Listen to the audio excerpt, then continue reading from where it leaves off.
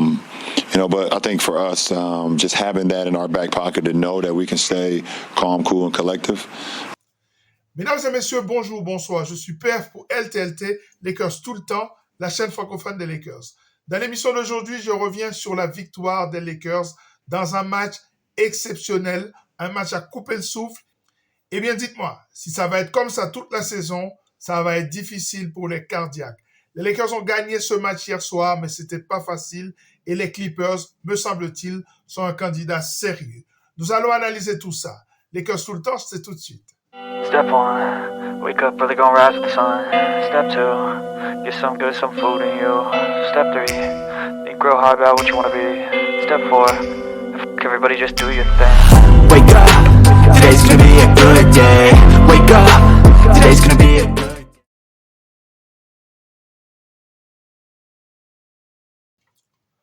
Bon, match exceptionnel. Match exceptionnel hier soir. Seulement le 5e match de la saison, imaginez-vous, c'était déjà une ambiance playoff. Match avec suspense, des gros joueurs, des gros tirs, grosse action défensive, des lancers francs, enfin bref, tous les ingrédients d'un grand match de basket. C'est ce à quoi on a assisté hier soir. Les Lakers ont gagné 130-125 après prolongation. C'était un match magnifique. Jusqu'ici, je pense que c'est le meilleur match des Lakers et c'est pour ça que je vous ai mis à la fin de l'émission un petit top 10 des meilleures actions de ce match. Deux choses me viennent à l'esprit. Deux vérités, me semble-t-il, qui ne vont pas être démenties. La première, c'est que les Lakers ont eu une identité, ils ont développé une identité. On va en parler plus tard dans cette émission. La deuxième chose, c'est que les Clippers de Los Angeles sont une équipe sérieuse. Pour moi, c'est un candidat sérieux au titre final. Je vous ai parlé de la hiérarchie dans la conférence Ouest. Je pense qu'avec le move qui ramène Harden à Los Angeles, aux Clippers, est un move qui va changer un petit peu la donne dans la conférence Ouest. Jusqu'à présent, je pensais plutôt Denver 1, Phoenix 2, Lakers 3. Et je suis sérieusement en train de considérer les Warriors. Est-ce que les Warriors ne sont pas un peu meilleurs que les Lakers? C'est une question que je me pose depuis le début de la saison. Et avec les Clippers tels que je les ai vus hier soir face aux Lakers, je suis en train de me demander est-ce que les Lakers ne sont pas tout simplement la 5e meilleure équipe à l'Ouest. En tout cas, c'est une équipe qui doit absolument progresser. On a vu énormément de progrès sur plusieurs domaines et cette question de la nouvelle identité des Lakers, on va en parler tout de suite. Mais en tout cas, d'ores et déjà, je peux vous dire que les Clippers vont être très, très difficiles à sortir de cette conférence Ouest. Je ne m'étais pas rendu compte, en fait, je n'avais pas pris en considération les joueurs qui avaient été tradés par les Clippers. Je pensais que, par exemple, Terrence Mann ou alors Bones Hyland étaient du côté de Philadelphie. Et je me rends compte que ces joueurs sont restés, que les Clippers ont su les garder. Et là, je vous avoue que j'ai pris un peu chaud. Comment les Sixers ont-ils fait pour ne pas réclamer Mann, donc Terrence Mann, dans ce trade? Je ne comprends pas. Donc ça fait pour moi de cette équipe des Clippers vraiment une équipe très très compliquée, avec énormément de profondeur. C'est une équipe qui a une petite faiblesse à l'intérieur. Parce qu'à l'intérieur, au fond, ils n'ont que Plumlee et Zubac. Si Zubac rentre en problème de faute, ça va compliquer la situation pour les Clippers. C'est ce qu'on a vu hier soir. Ça me ramène à la deuxième question, donc, l'identité de cette équipe des Lakers. Alors, cette identité des Lakers, c'est bien sûr le big line-up.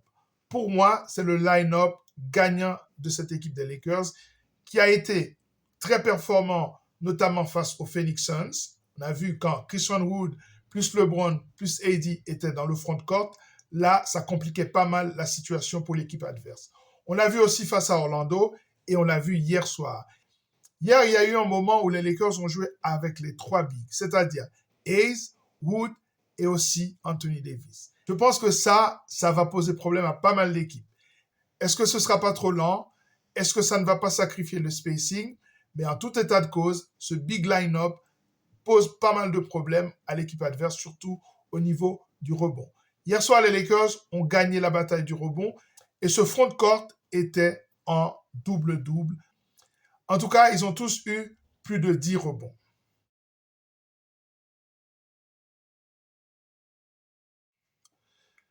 Austin Reeves est sorti vivant de ce quatrième quart-temps et surtout de ses prolongations. À un moment de la durée, je me demandais est-ce que ce joueur était vraiment bien dans sa tête. Perte de balles, mauvais tir, mauvaise appréciation de la plupart des actions, problème en défense, c'était assez catastrophique à un moment du match. Et puis, il a pris feu dans les prolongations et je pense que les Lakers ne gagnent pas ce match sans lui. C'est lui qui clôt les débats hier soir avec des gros shoots, des lancers francs. C'était assez exceptionnel et aussi 3 interceptions et sans compter quelques actions de gala. Le alley-oop pour LeBron, le crossover sous parole, ça a été assez spectaculaire ce qu'il a fait hier soir. J'espère que là, il est relancé et j'espère qu'on a retrouvé Austin Reeves puisqu'on a besoin de lui pour faire face au ténor de cette conférence Ouest.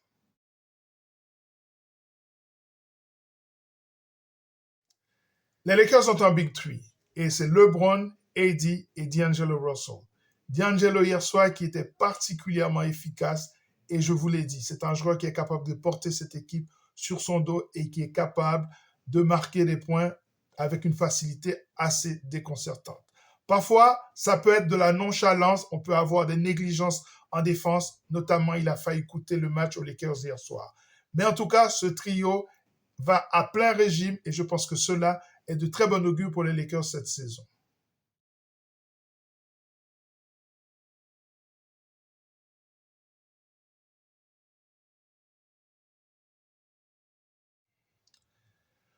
Voici à présent le top 10 des meilleures actions des Lakers hier soir et il y en a eu beaucoup. J'ai beaucoup galéré pour sortir 10 actions d'éclat de cette équipe des Lakers qui, à mon sens, monte en régime. I got nightmares in my head, I fear. Force that. Well, they're moving it around, so that could happen. Baseline, Reddish! I got nightmares in my head, I fear. Norman Powell, down the lane all the way! I got nightmares in my head, I fear. That the thoughts build up until I can't hear. That my mind fills up into a creature. And that means Kawhi Leonard and the Clippers with a hippity hop. Blocked by Cam Reddish! The rebound. Nice block by Cam Reddish. I got nightmares in my head, I fear. That the thoughts build up. Couple of baskets, it's worked out. Blocked by Davis, enough! I got nightmares in my head, I fear. That the thoughts. 122, under the Zubats, he waits. Blocked by Christian Wood! Great play! I got nightmares in my head, I fear. Create some space, one way or another, huh?